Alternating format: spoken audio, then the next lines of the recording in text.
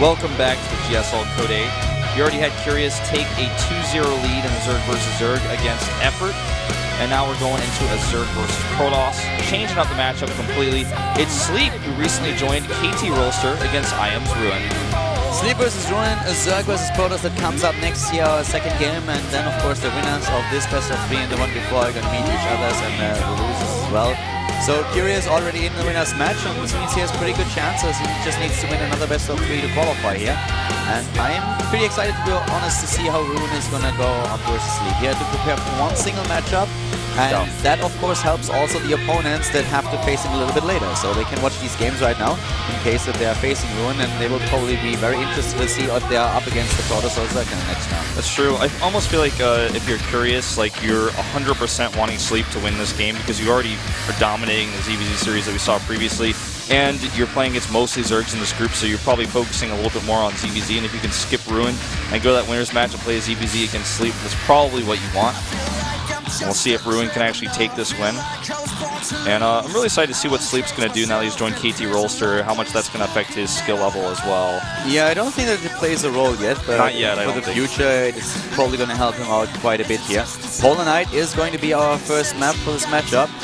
And Ruin had not the best track record against Zerg so far in the past, but I feel that for this group, of course, he prepared quite a bit since he's only facing Zerg players. And it's going to be exciting to see what kind of strategy he's developing. Yeah, definitely true. He played in Pro League yesterday against a Terran, so I wonder how much he's had to split his practice up for 2 completely different matchups. This is like a big important thing for him individually, and it's a group stage where he has to play a lot more series than just one best of 1 against a Terran. So probably focusing quite heavily on this one, I think. Yeah, I think so too. If you play a best of 1, you can also just practice one certain build order that you go for. Whereas now, if you're facing this many Zerg players in best of 3s over best of 1s, then you have to come up with so many different strategies on so many different maps. So you need a variety of things that you can do. Yeah, I agree. And there's so many different maps. You have to also be on top of the matchup in general, and being able to transition and playing so many different types of builds instead of just like a snipe build or for a 1v1, a best of 1 in Pro League. And we'll see how Sleep is going to do today as well. Our first map is Polar Knight, going into this best of 3. And let's jump into it right away. KT Rolster Sleep against Incredible Miracles Ruin. GSL Code A with Caldo and Wolf.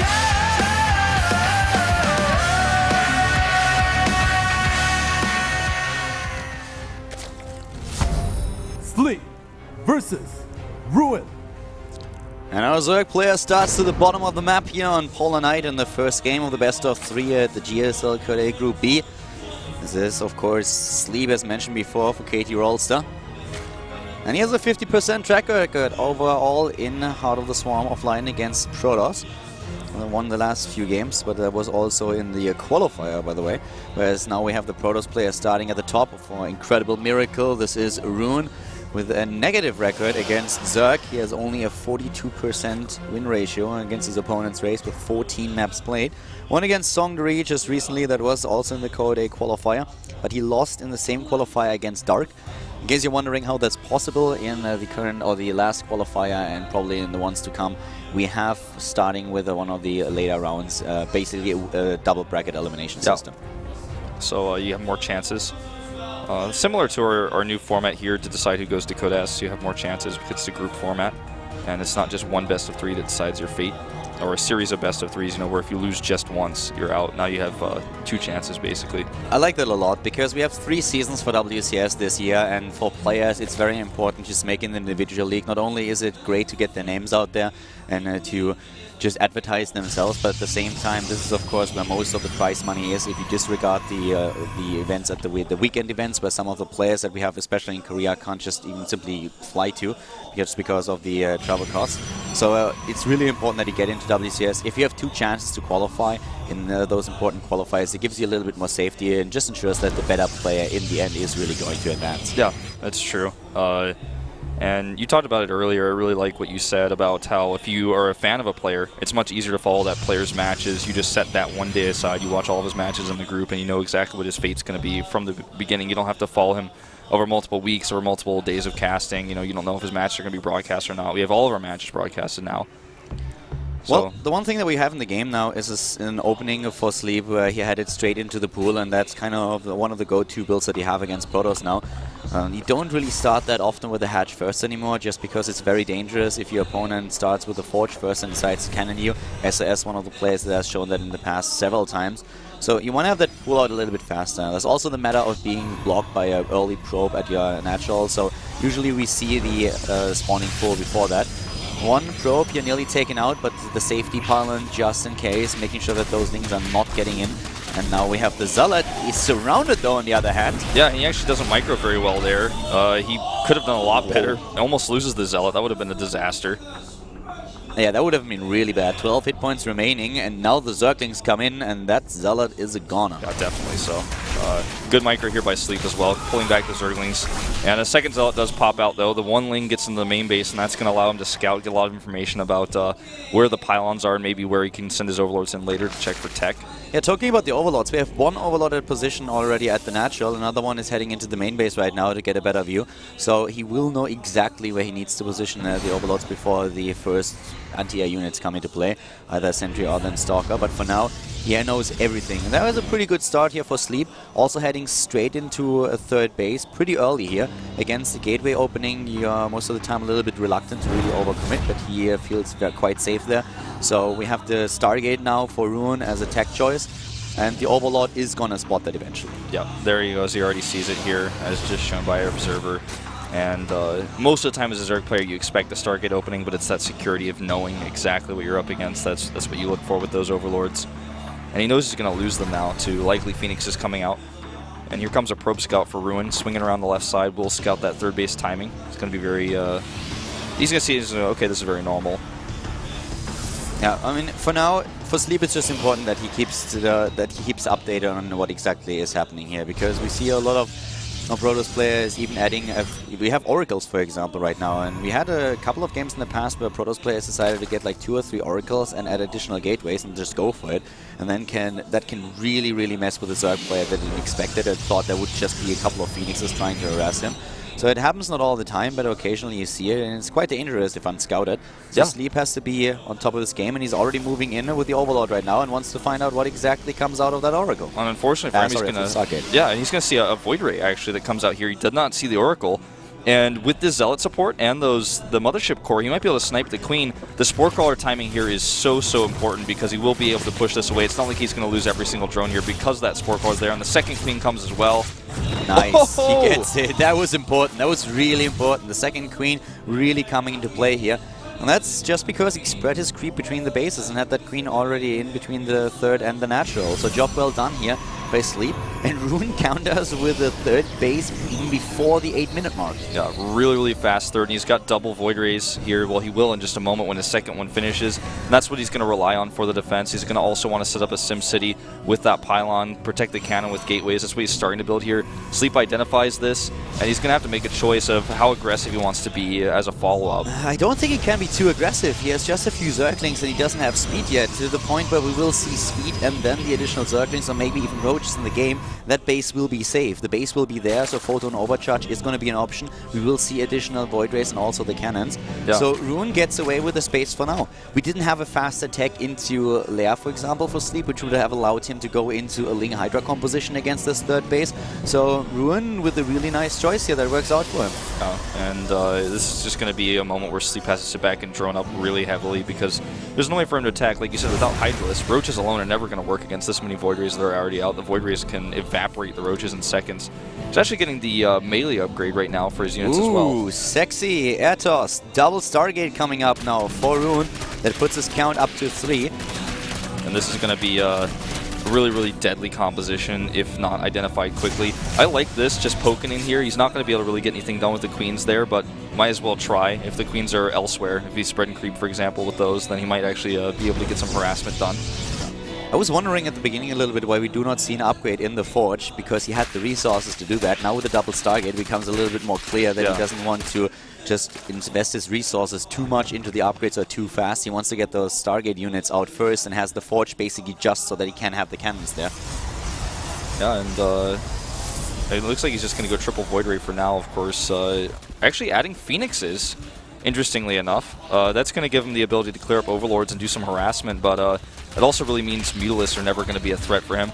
And the Infestation Pit going down here, do you think we're going to see Swarmos? I mean, he hasn't gotten the melee, the missile upgrade just yet. I would be very surprised to see Swarmos in this game. I think we're going to see a few Infestors for him once he identifies that we have this much of a commitment to our units, because he wants to add those fungals in. That's probably going to be his biggest priority here. On the other hand, we have for Ruin now also the upgrades for the ground army. He wants to get a couple of those out, but he delayed it, as I already mentioned before, quite significantly, because he gave that the air units the priority here. And with this many Phoenixes now coming out and the Void Rays already in the game, he has a pretty heavy-hitting task force there. Queens are not going to help him. Those Phoenixes are just going to lift every single Queen in sight, and the Void Rays are going to take them out. And he's actually going for Swarm Host. I'm a bit surprised, to be honest. Yeah, especially because we saw the melee upgrade earlier on instead of the missile upgrade. The missile upgrade was synergized with this quite well. I mean, yes, he does have a lot of Zerglings on the map, too, that get the upgrade. Void Rays do not care about Spore Crawlers, as noted here. He's just going to ignore those. Now the Queens are going to get picked up by the Phoenixes. Although, you know what? He doesn't control his Phoenixes perfectly. Well, one cannon against all those Zerglings at the third base is not going to be enough, but here come those Phoenixes. He should lift a few more of the Queens, and that's exactly what he does. Nice control here on the Void Ray. Is able to save that, and most of the Queens are going to die here. Really nice micro by Ruin, doing a great job and taking down everything. On the other hand, that third base of his is going down, and that's a big problem. One cannon just not enough. Yeah, not even close. And the Zealots who warps in do not have upgrades, unlike the Zerglings, which do have 1/1 upgrades. So that's actually really coming into play here. He needs to be careful about his main base on the other hand. He's trading a base, but he doesn't want to lose his infrastructure in the main. Well, this is scary for both players here, actually, but I like the economy for Sleep still much more. You know, one thing that I'm wondering a little bit is, does he really want to go into Swarm Hosts right now? Because he doesn't build any, and he can't really do a whole lot with them. The problem is, as soon as they move out, they would be taken by those Phoenixes. The third base that he killed was much more important for him. He's just really trying to just put the Poros player in his place, but if Sleep defends against this in the main base, Sleep gets ahead. Yeah, but the lair is going down. The lair goes down, but I mean, he's lost all of his Void Rays, and he's barely struggling to defend at home. I think Sleep's in a great position here. He's going to lose this Queen, he's going to lose that lair, like you said, but the Corruptors are going to push this back, and now the Lings can't even hold that at home, and if he sits back and keeps walling, keeps force fielding, he still isn't going to have a third base, and the Lings break through Calvor. This is not looking good for Ruin at all. Look how many resources he had. If he just would have built a few more cannons at this third base and at the natural, I think he would have been completely fine. 1 or 2 additional Void Rays would have gone a long way here. And now Sleep can actually transition into Swarm Host. I don't think that at the beginning it was like the best idea against the army that we had there, but now that the Void Rays are gone and that the third base is lost, Ruin cannot transition in anything. Yeah, what is he going to do? I mean, he tries to take this third base, the Lings are going to come over and find it. They already do see it. He can't use his Phoenixes anymore against these Corruptors, really. Earlier, the transition wouldn't have been a big problem just because he had the resources to pull it off. But without the third base there, you don't have the resources anymore to just drop quickly, like, let's say, make it switch into Colossi, for example. Yeah, I mean, his third base is up so late now because it has to be remade. And it looks like Sleep's not necessarily going to commit to attacking. He doesn't have enough Swarm Hosts yet to rally those over, and he doesn't have the Ling count since he traded them all. He just needs to continue to defend here. He's got the Queen count starting to build up again. He's got 6. He's got 8 Corruptors on the map as well to ward off those Phoenixes. And he sends a group of Lings across. I don't think this is actually going to force a cancel, though. It's not quite enough. Ruin really had a big chance here with just a few additional cannons at the third base and a bit better of a defense. He did damage. He killed the lair, and he was in the main base. He killed a bunch of Harvesters. He was able to take all these Queens down, which was a huge win for him. But what he really needed were a few additional Void Rays, maybe 1 or 2. The 3 just weren't enough against this many Queens that we saw there. And as soon as they were down and the Corruptors entered the battle, there was just nothing that that Ruin could do. He needs to wait for additional Void Rays now. He's just trying to get a few kills with the Phoenixes in. But yeah, he had big potential of ending that game early, or at least crippling Sleep's entire economy. But Sleep is now on 4 bases. Yeah, Sleep's always had this massive worker count. He has 86 drones right now, and even though he lost his lair and lost one of his bases, mining still 3-base economy against a 2-base Protoss is okay. Rebuilds the 4th, and by the time the Protoss' Nexus is rebuilt, he's on 4 bases with an insane economy with all those drones. And you can see him just pulling out more and more Swarm Hosts here. And this is kind of the way to play against the air composition. You just control the ground with the Swarm Hosts, continue to put that pressure on, make him defend, and then you keep adding Queens, you get your Corruptor count up. The one thing he's missing is Infestors, but he can start adding that a little bit later. He doesn't need it right away right now. Yeah, Infestors would have been good for him, but the Swarm Host, now that he doesn't have to fear the transition, is definitely good. We have Colossi now, 2 of them only. That's the big problem. With 3 bases or the entire time, he would have been at a much higher Colossus count now and could counter those Swarm Hosts much more easily. But one of the things that we're going to see are probably a couple of spore crawlers right at the front to make sure that no observers go in to detect what's happening here. And Rune is getting his army back up again, and that helps him. I mean, if he gets the 200 supply, then it's going to be really difficult there. But the Phoenixes cannot battle the Corruptors. They need to wait for the Void Rays. Yeah. And these Locusts are so close now on top of this. They're about to have +2 attack, and he's just going to keep rallying them across. And like you said, all it takes is one Spore Crawler, or even an Overseer with the Corruptors, really, to eliminate that Observer, which there's only one of right now on the map. If he loses the Observer, there's no way he can snipe the Stormhost. Even if he did have unlimited Observers, like if his Colossi had detection, attacking these Stormhosts would be so difficult with all these Corruptors here and all the Locusts popping out over and over again. He just has to be careful not to lose this Nexus, but I'm not sure if he can hold this a few more waves, and this is going to go down. He moves really weird with those Colossi. He actually loses it to the first wave. Like, what did he do? He moved back with the Colossi. There were not even any Corruptors near. Yeah, he was really scared there. So timid, and maybe showing some nerves here. Definitely didn't have to let that Nexus go down right away. He remakes it instantly, but it's going to take a little while for that to finish, plus the fact that it's low on hit points now. I don't even think that was intentional. I think he just mismicroed. Maybe a wrong hotkey, maybe a wrong group. Now he has to commit, and he's doing it. The Queen's being attacked by the Colossi, but they're firing back instantly. And now it's time for those Corruptors. There are just so many Corruptors. Even with the Void Ray numbers, this doesn't really look like this is something where Rune can overcome Sleep. The Queens are gone, but now the Swarmos come into play, and just the entire air army is gone. And this is something Sleep can afford to trade with. He can afford to lose a lot of these Corruptors. He's actually winning the fight anyways, but if he loses most of his Corruptors, he can remake those. He has the Larva, he has the economy. I mean, his income in gas is almost 1,000 per minute, more than twice what we see for Ruin right now. And the Colossi are starting to fall left and right. GG. Well, Sleep takes game number 1. A couple of disappointing moments there for Rune. I don't think he's too happy about that either. Yeah, no way. That was weird. Those Colossi dancing back and forth while the Locusts were attacking the Nexus, that was... I cannot believe this was intentional. I think he had a problem with his hotkey groups. Maybe those Colossi were in 2 groups, and he accidentally like put them back and forth and was like trying to put them to attack, but then suddenly was already too late. So I think that was a bit of a mechanical issue. Yeah, I think so too, because I mean, why would he try to draw the aggro of the Locusts? Locusts are just going to target. I mean, Sleep can control those, so he did. He just took the Locusts and had them attack the Nexus, and there was no response there from Ruin, or at least not an intentional, intelligent one. I liked how Ruin approached the game, though. That early third base was something that he could take. There was no threat of Sleep being too aggressive, with the cannon already being into place and the speed upgrade a little bit delayed.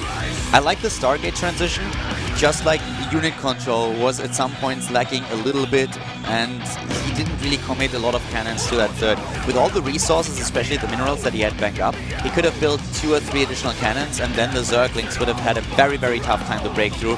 Once he lost that third base, things started to spiral out of control for him a little bit. Yeah, he definitely was playing a bit greedy there, not making those cannons. Not having his Zealots really nearby, and he knew he didn't have very many gateways either. Looks like we're going to jump into our second set right away on Frost, a 4-player map. Let's see if Sleep can take the 2-0, but Ruin's going to tie us up 1-1 in GSL Code S.